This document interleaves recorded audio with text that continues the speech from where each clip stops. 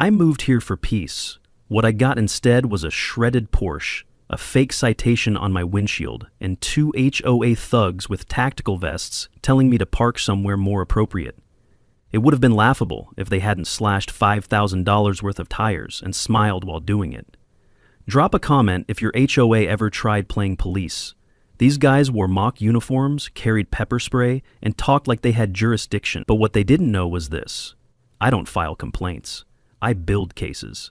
I've spent 15 years chasing fugitives across state lines. And this little stunt?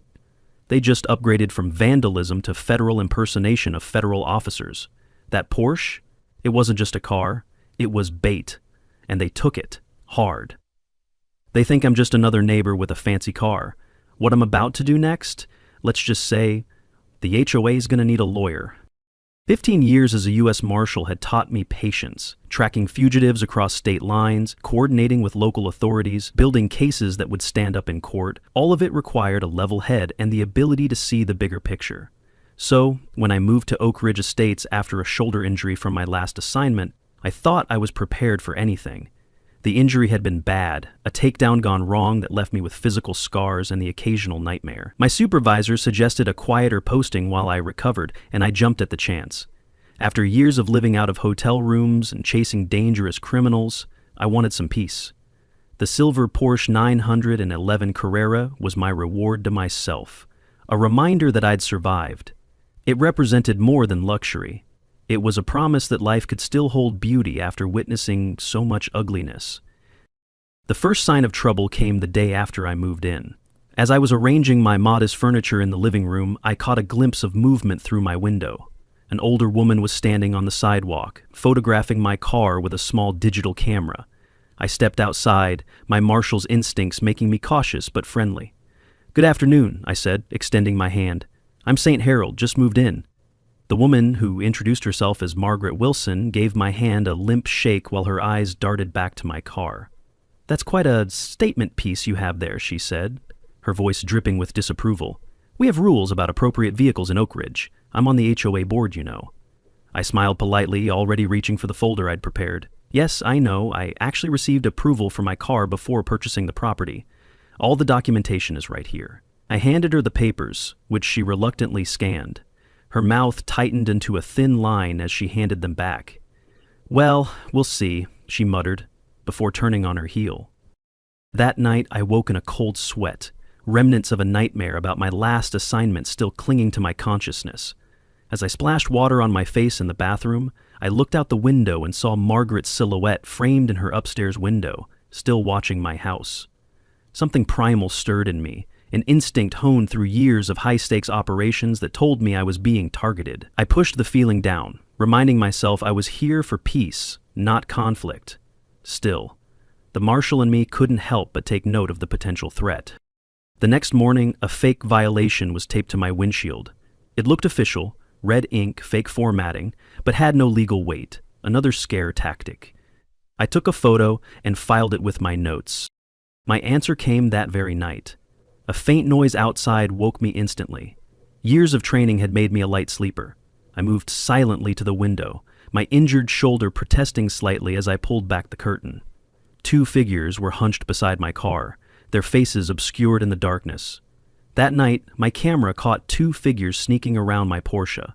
By morning, fresh scratches. That was the first open shot in a war I hadn't asked for. The next day, instead of heading to the local body shop, I went to a hardware store. By evening, I started documenting. Old instincts kicked in, folders, maps, timelines. Peace was off the table. This was turning into a case. And if there's one thing a U.S. Marshal knows how to do, it's build a case. Whoever was behind this would soon learn they'd picked the wrong target. My old partner Daniel stopped by. Caldwell? Ex-cop. Walked away dirty but never charged. Now he plays king here. The pieces were falling into place. The Oak Ridge Estates Community Center looked more like a small courthouse than a meeting space. The room was arranged with an elevated desk at the front, behind which sat a man I immediately identified as Richard Caldwell. Despite being only 40, his bearing suggested someone accustomed to wielding authority. He sat with the confident posture of a man who expected, no, demanded, respect. occasionally tapping an actual gavel against the wooden deck. A crowd of about 30 residents sat in neat rows, their body language submissive and uncomfortable. I took a seat in the back, observing. At 40, Caldwell should have been in the prime of his career as a police chief. Instead, he was here, playing judge in a suburban HOA. The fall from grace must have been significant, and wounded pride can make people dangerous. Before we move to tonight's agenda, Caldwell announced, his voice carrying the practiced authority of his former profession, I'd like to welcome our newest resident, the federal agent with the fancy sports car. All eyes turned to me, and I maintained a neutral expression as Caldwell continued. In light of recent concerns about vehicles that may distract from our community standards, the board is proposing a new bylaw regarding appropriate transportation within Oak Ridge. The message couldn't have been clearer if he'd pointed directly at my Porsche. During the open comments section, I approached the microphone, prepared to calmly address the scratch incident and question the new proposed bylaw. Before I could speak more than a few words, Caldwell rapped his gavel sharply. I'm afraid we need to move on with the agenda, he announced with a practiced, almost paternal smile to the crowd. As I returned to my seat, I noticed how the residents shifted uncomfortably but remained silent. The dynamics were becoming clear. Caldwell had everyone intimidated. After the meeting, as I walked to my car, 2 men intercepted me in the parking lot. They wore uniforms that closely resembled police attire, complete with tactical pants, utility belts carrying handcuffs and pepper spray, and badges that, to my trained eye, were clearly designed to mimic law enforcement credentials without quite crossing the legal line. Evening, Marshal, the taller one said, deliberately standing too close. Trevor Watson, Community Shield Security. This is my brother Kyle. We handle HOA enforcement around here. His hand rested casually on his pepper spray canister, a gesture meant to intimidate. It's quite a car you've got, Kyle added, circling to my other side. Your kind of car attracts the wrong element to our community. Shame if anything happened to it. The threat was anything but subtle. Instead of confronting them, I simply nodded and continued to my car, seemingly checking messages on my phone. In reality, I was taking discreet photos of their uniforms, badges, and equipment. Impersonating a law enforcement officer is a federal offense, and these 2 were dancing right on the line. As they watched me drive away, I could feel their eyes on my back, confident in their ability to intimidate another resident. They had no idea. They just provided evidence for what was rapidly becoming a federal case file. The next morning, I found my garbage cans overturned despite being properly placed according to HOA guidelines. As I was setting them right, my neighbor across the street, a middle-aged woman who introduced herself as Eliza Chen, approached cautiously. They do that sometimes, she said quietly, glancing around as if worried about being overheard. The HOA patrol, I mean. I saw their SUV drive by around 5 this morning. I thanked her for the information, noting how she seemed simultaneously helpful and frightened. How long have you lived here? I asked conversationally. About 8 months, she replied. It's not what I expected. Before she could elaborate, a black SUV with Community Shield Security emblazoned on the side drove slowly past my house, both Watson brothers visibly watching us. Eliza quickly excused herself and hurried back to her home. The intimidation tactics were affecting the entire neighborhood, not just me. At 2:15, night vision captured them crouched under my Porsche, gesturing like engineers. One held a small box. No need to guess twice. They weren't just watching anymore, they were hunting. This wasn't just harassment anymore, they were looking for something specific. But what did they think I had? My reflection in the computer screen showed a face transformed. No longer the patient homeowner, but the federal agent I was trained to be. The slight tremor in my hands wasn't from fear, but from a focused anger and the rush of adrenaline that came with it. I moved to my home office and pinned an index card to the wall, the beginning of an investigation board that would soon grow. What are they looking for? I wrote on it, the first piece in what would become a complex puzzle. Over the next few days, I began discreetly investigating Richard Caldwell and his security team. Property records showed that Caldwell had moved to Oak Ridge 5 years ago, shortly after resigning as police chief of a small town 30 miles away, amid allegations of evidence tampering and extortion. Though never formally charged, the cloud of suspicion had effectively ended his law enforcement career. The Watson brothers had both failed the police academy entrance exams multiple times.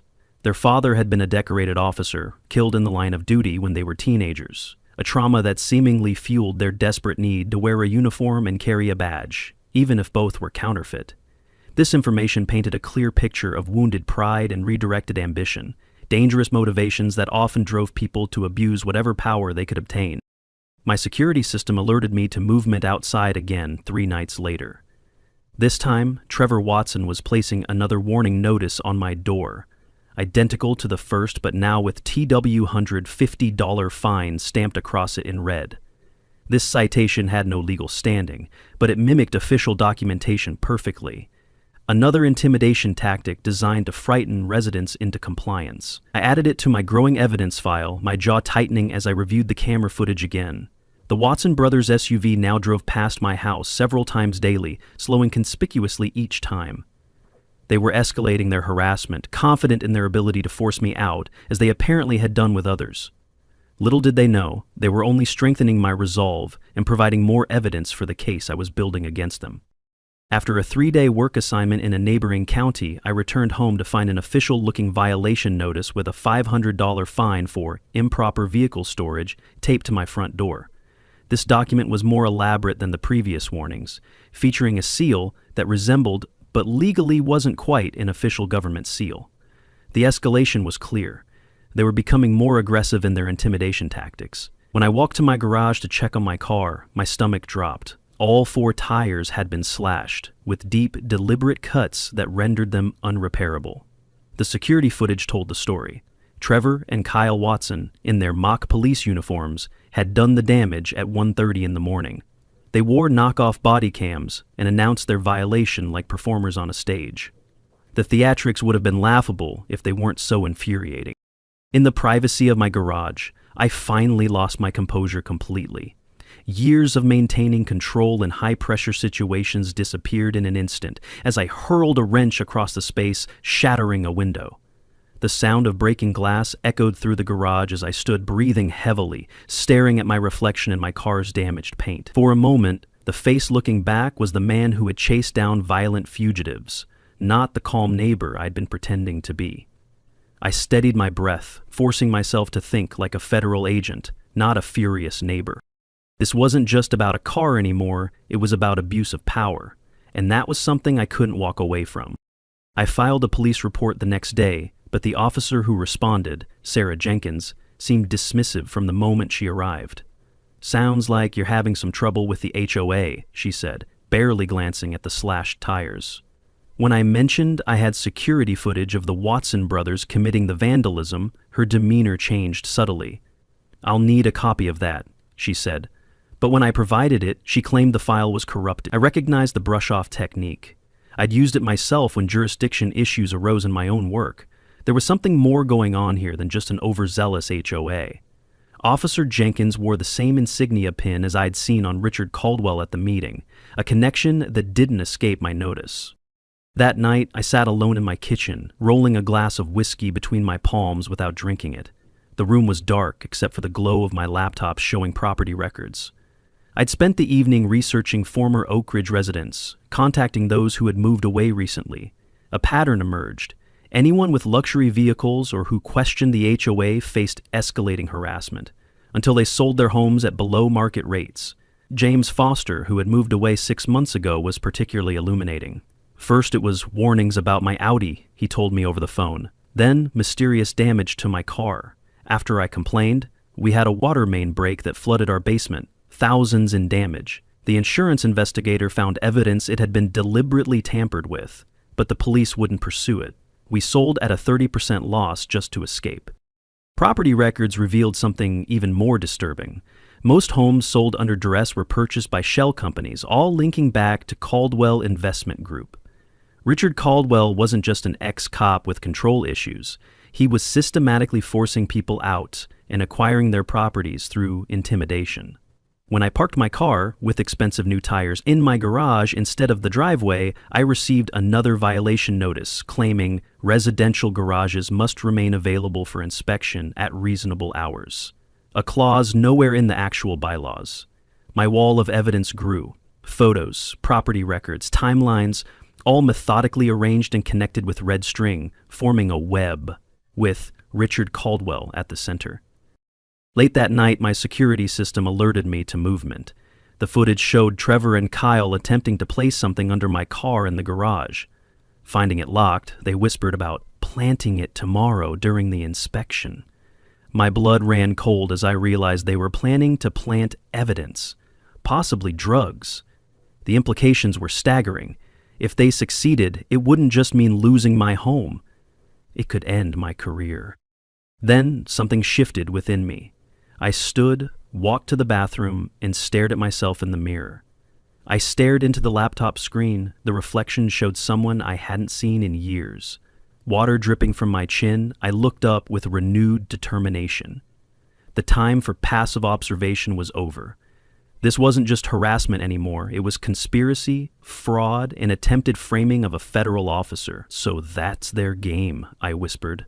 Time to stop playing defense. I added one more note to my investigation wall. Attempted framing. Federal offense. The trap they were setting for me would become the trap I used to catch them. The next morning, I received a certified letter from the HOA demanding a home inspection for potential bylaw violations, scheduled for the following day. I consulted a real estate attorney who confirmed what I already suspected. They had no legal right to enter my home. HOA conflicts can become living nightmares, the attorney warned. Most people just give up and move. I thanked him for his advice but had no intention of backing down. Instead, I began preparing for the inspection not as a homeowner but as a U.S. Marshal, setting up a sting operation. I carefully positioned additional cameras inside my home, focusing particularly on the garage where they had attempted to place something the night before. Eliza Chen approached me as I was checking my mail that afternoon. "I've seen what they're doing to you," she said quietly. "The same thing happened to the Johnson family before you moved in. They had a BMW." I studied her carefully, noting how her eyes constantly scanned the street as she spoke. "You seem to notice a lot," I observed. She shrugged slightly. "I'm observant by nature. It's part of my job." When I asked what she did for a living, her answer surprised me. "I'm a forensic accountant." The pieces clicked into place. Her cautious demeanor, her attention to detail. "We should talk more," I said, handing her my card with my personal number written on the back.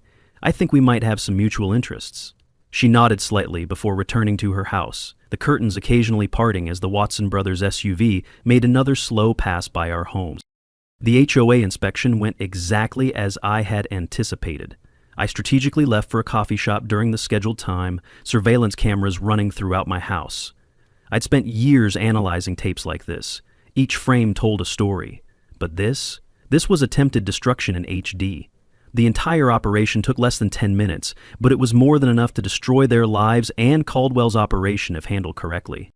When I returned home, I pretended not to notice anything amiss, but secretly retrieved the planted evidence while wearing gloves. My hands trembled, not from nervousness but from suppressed rage as I carefully documented everything. I sealed the bags in evidence containers and called my former partner at the U.S. Marshal's office, Lisa Rodriguez. "I need a favor, off the books for now," I explained, detailing the situation. She agreed to meet me and have the substances tested through unofficial channels. Her message came back the next day. "It's actual narcotics, Saint. Not just fake stuff to frame you, real drugs. This elevates everything to multiple federal crimes." The knowledge that they were willing to plant actual narcotics to frame me was staggering. These weren't just corrupt HOA officials, they were potentially involved in drug distribution as well. The next morning brought the culmination of their plan. Local police, including Officer Jenkins, arrived with the Watson brothers, claiming they had received an anonymous tip about drugs in my home. As they demanded to search my garage, I felt a moment of genuine fear. Even knowing I had removed the planted evidence, the situation was dangerous. If they planted more during the search or claimed to find something regardless, it could end my career. I maintained a calm exterior as I asked to see their warrant, which they reluctantly produced. The document was legitimate. Judge Marcus Wilson had signed it. The name struck me immediately. Wilson. Margaret's son worked in the prosecutor's office. The conspiracy was wider than I had initially believed. That night, I hit my emotional rock bottom. In my dimly lit living room, surrounded by case files and evidence, I hurled my coffee mug against the wall, watching it shatter. The stress of maintaining my cover while building a case was taking its toll. For the first time since moving to Oak Ridge, I let myself be truly vulnerable. As I called my father, a retired judge. "Dad, I don't know if I can fight this," I admitted, my voice breaking. "They've got the police, the prosecutor's office, the HOA, everything. Maybe I should just sell and go." My father's voice was steady on the speaker. "Son, You've spent your life making sure the law works for everyone. If you walk away, who fights for the next person they target?" His words hung in the air as I sat in silence, staring at a photo of myself in my Marshal's uniform on the day of my graduation. The next morning, I stood before my bathroom mirror, staring at my reflection as I shaved with precise, deliberate strokes. Gone was the uncertainty, replaced by cold determination. I straightened my tie with the same methodical care I'd used preparing for a high-risk operation.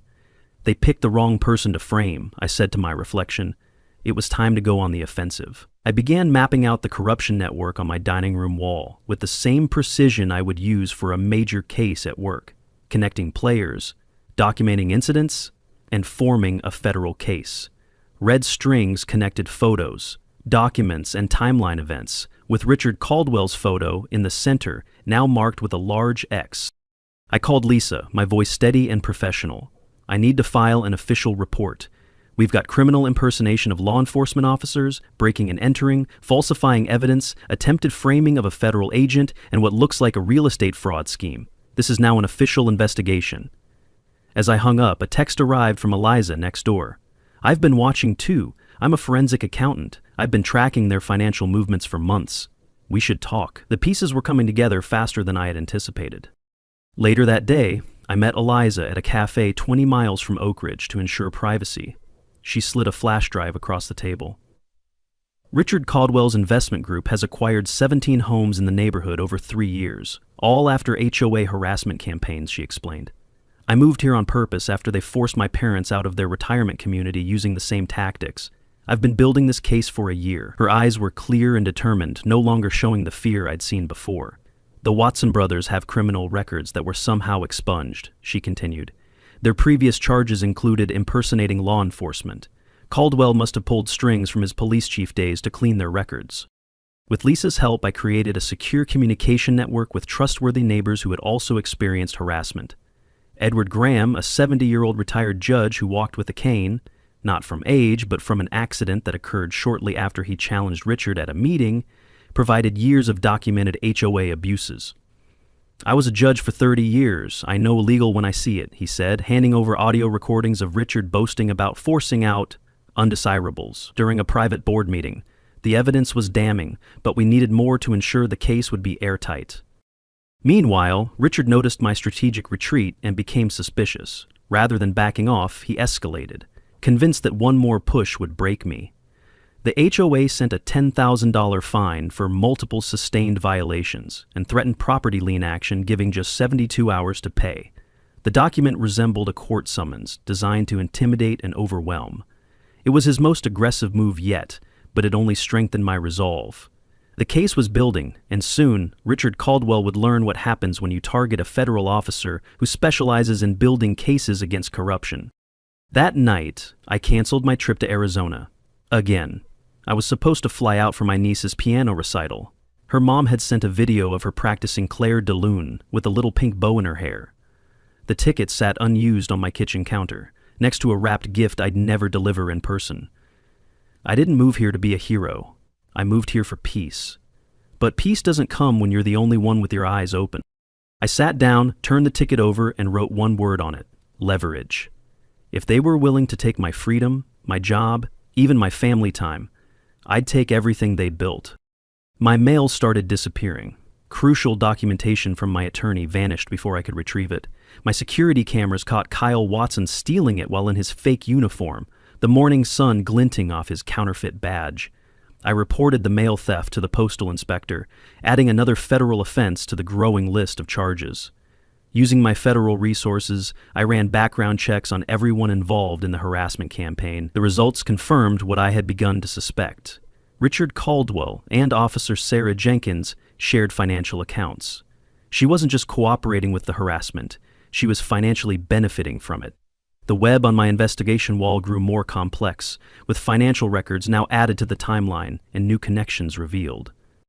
My cameras captured them in crystal-clear 4K video wearing their fake police uniforms with federal-style badges, approaching my car again.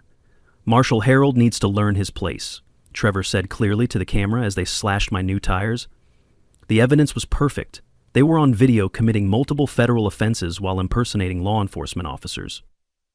I forwarded the footage to Lisa immediately, who confirmed it was more than enough for federal charges. We were close to having sufficient evidence for arrests, but I wanted to ensure we caught everyone involved in the conspiracy, not just the foot soldiers. As I compiled evidence for federal charges, Richard made an unexpected move. He scheduled an emergency HOA meeting to vote on the immediate foreclosure of my property, claiming ongoing criminal activity threatening the community. A notice of emergency action that resembled a federal seizure notice appeared on my door, placed there by the Watson brothers, who pounded aggressively to ensure neighbors witnessed what appeared to be an official action. The irony wasn't lost on me. They were mimicking federal procedures while committing federal crimes. Though the HOA had no legal grounds for foreclosure, the process itself could cause significant disruption and potential harm to my reputation. The meeting was scheduled for Friday evening, just 3 days away. The timeline was accelerating, and we needed to be ready. I contacted the FBI's Public Corruption Task Force, my voice calm but forceful as I laid out the case. "Yes, sir, I believe this qualifies as a color of law violation. I have everything on video, including their use of counterfeit federal identification." The agent on the other end whistled low. "This is extensive, Marshal Harold. We'll need to coordinate a response." Within hours, a joint task force was assembled, combining resources from the U.S. Marshal Service, FBI, and Postal Inspector. The plan we developed was both simple and elegant. Let Caldwell and his crew believe their emergency foreclosure meeting would proceed as planned, while wiring the community center with legal surveillance. We would catch them in the act of abusing their authority and attempting to defraud residents. Working officially with federal authorities now, I helped design the sting operation from my home, which had transformed into a command center complete with encrypted communications and surveillance equipment.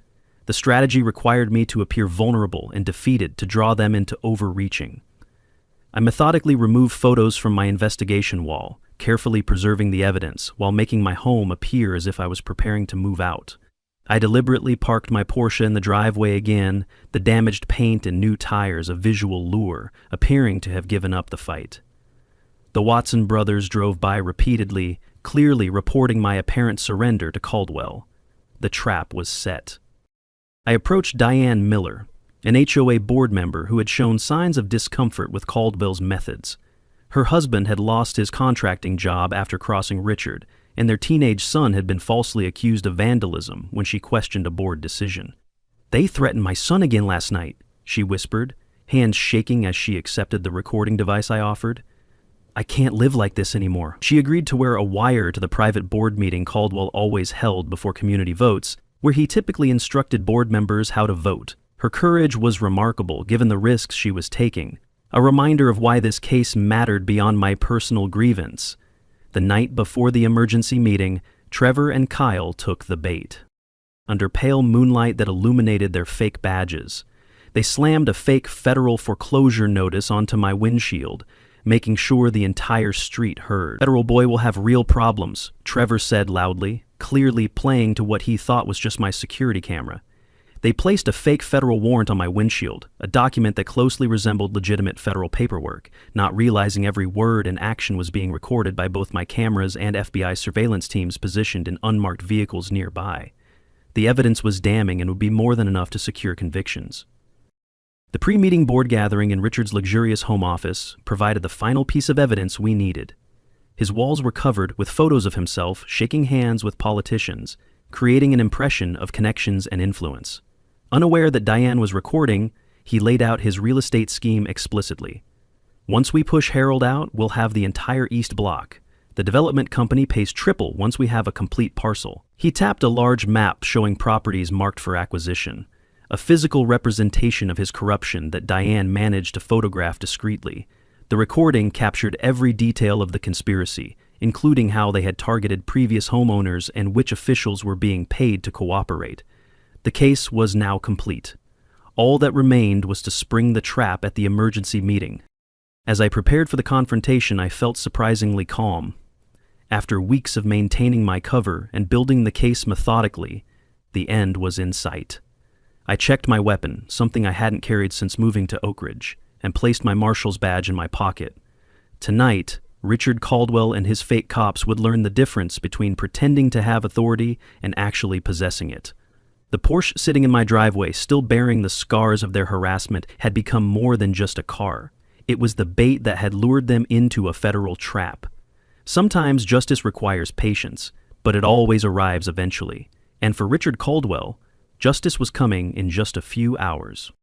The Oak Ridge Estates Community Center was packed for the emergency HOA meeting. Residents filled every chair, their faces showing a mixture of curiosity and unease. The atmosphere was thick with tension as Richard Caldwell took his position at the elevated desk, wearing a suit with an American flag pin, another symbol of false authority. The Watson brothers flanked him in their mock police uniforms, hands resting on their utility belts, standing at parade rest like guards. I sat quietly in the back row, dressed in casual clothes that concealed my wire and service weapon. Federal agents were positioned throughout the building and in unmarked vehicles outside, all connected through encrypted communications. Everyone was in place for what would be the final act in Caldwell's reign of neighborhood terror. This emergency session of the Oak Ridge Estates Homeowners Association is now in session, Caldwell announced, bringing his gavel down with theatrical force. His voice carried the practiced authority of his former profession as he addressed the crowd. We face an unprecedented situation requiring immediate action. One of our residents has engaged in activities that threaten the safety and property values of our community. He looked directly at me, his expression a mixture of contempt and triumph.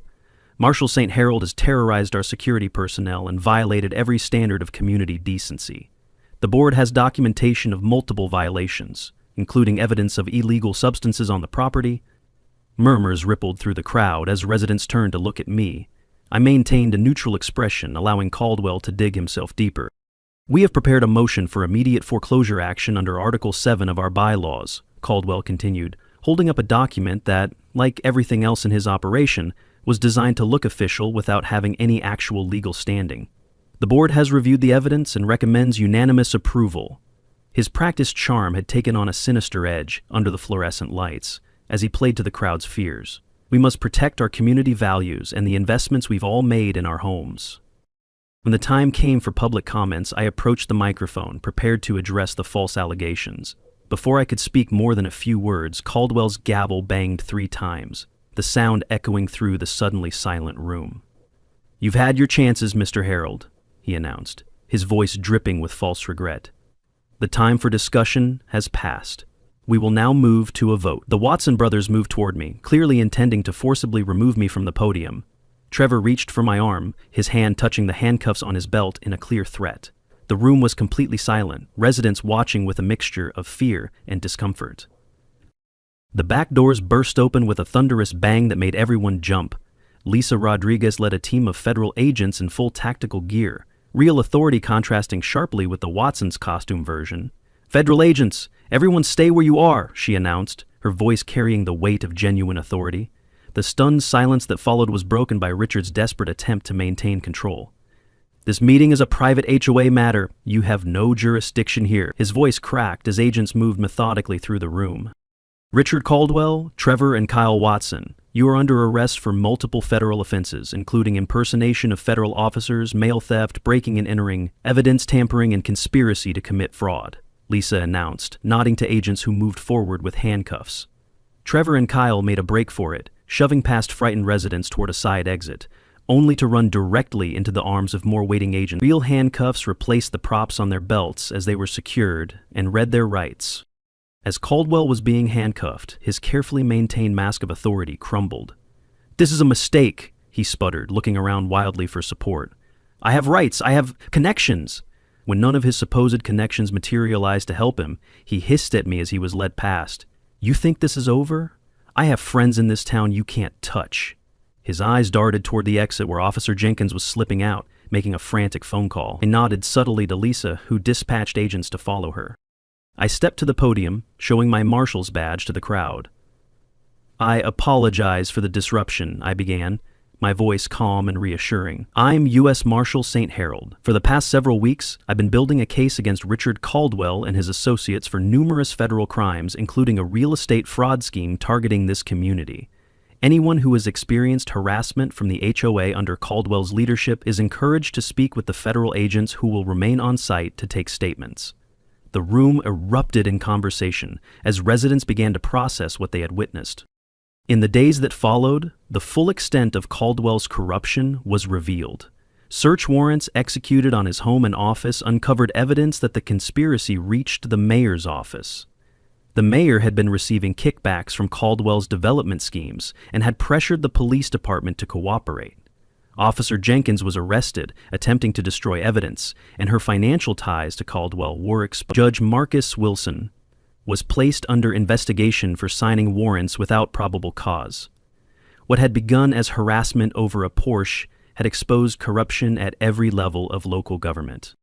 With the FBI fully involved, the operation expanded beyond what I had initially anticipated. Search warrants revealed the complete real estate fraud operation. Caldwell's investment group was working with a major developer to secretly acquire the entire neighborhood for a commercial complex, using the HOA as a weapon to force people out and acquire properties below market value. The case had grown far beyond harassment of a federal officer. It had become one of the largest public corruption cases in the county's history. And it had all started because they picked the wrong car to vandalize. The federal courthouse was packed for the arraignment of Richard Caldwell and the Watson brothers. They sat at the defendant's table in orange jumpsuits, a far cry from the authority figures they had pretended to be. As the charges were read, impersonating law enforcement officers, breaking and entering, evidence tampering, mail theft, conspiracy to commit fraud, and attempted framing of a federal officer, I watched their expressions from my seat in the gallery. The Watson brothers looked shell-shocked. Their false bravado completely evaporated. Caldwell maintained a stoic facade, but the slight tremor in his hands betrayed his understanding of the severity of his situation. When called upon to deliver my victim impact statement, I approached the podium calmly.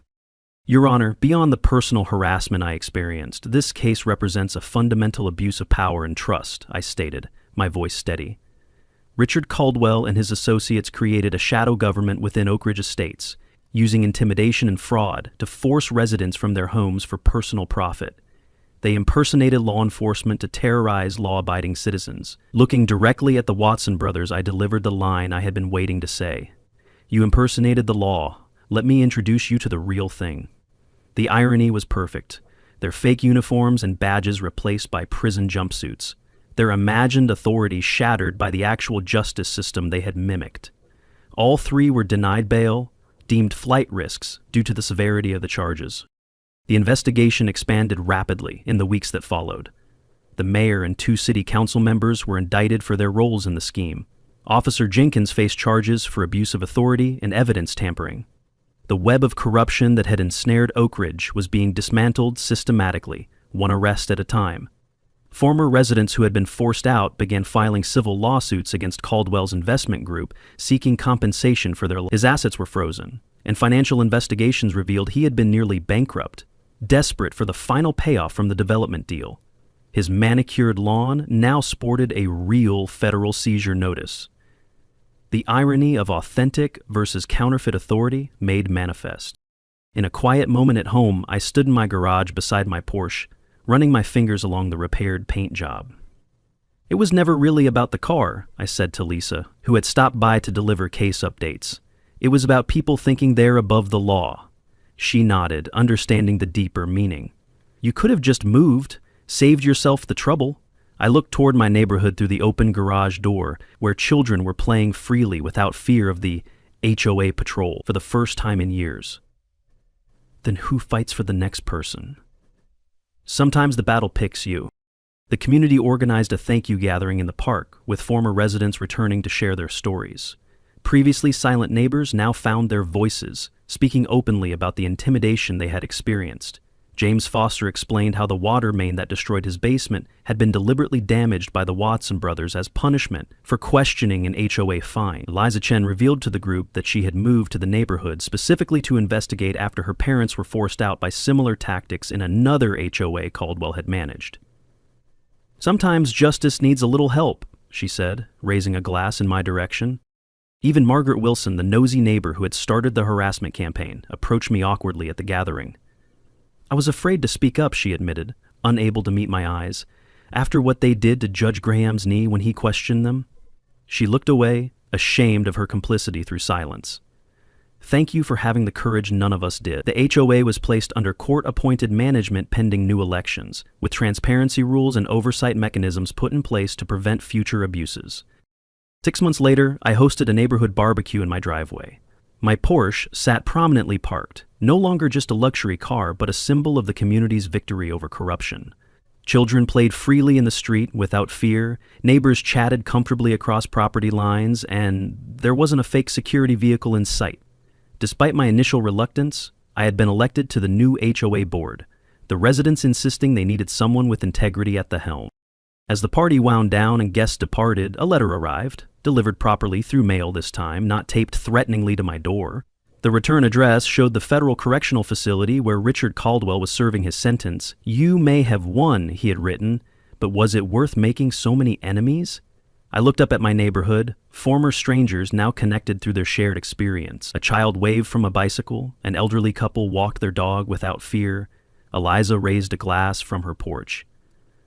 My investigation wall was now empty except for a single thank you card signed by dozens of residents. I smiled, crumpling the letter and tossing it into the barbecue's dying embers. Actually, I said softly to myself as the paper burned, it was worth making so many friends. My phone chimed with a text message from Lisa. "New case, similar HOA scheme in Colorado. Interested?" I looked thoughtfully at my now peaceful home, my neighbors, my gleaming Porsche, a symbol of both what started the conflict and what was ultimately protected. The battle had awakened something in me, a new purpose within my Marshal role, fighting corruption that hides behind false authority. I took one last look at the empty investigation wall, ready to be filled again with a new case. The Porsche in the driveway, pristine and symbolic, caught the last rays of sunlight as I typed my response. "Send me the files." Sometimes justice wears a badge, and sometimes it drives a Porsche. Either way, it always arrives eventually.